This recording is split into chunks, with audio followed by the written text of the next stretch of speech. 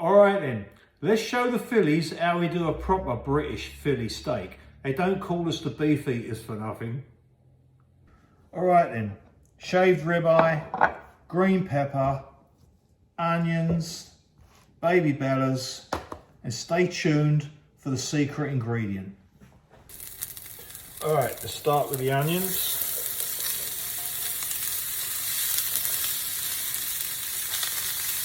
Got the green peppers going now. Get the old shrooms on, and I mean the legit ones at that.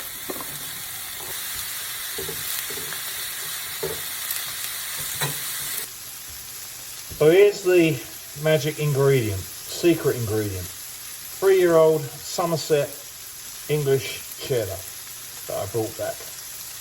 Not 3 years ago, but it's matured. I mean, this is knockout. This is going in this.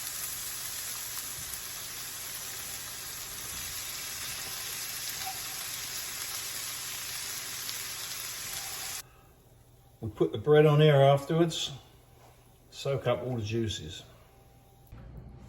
Okay, and there you have it.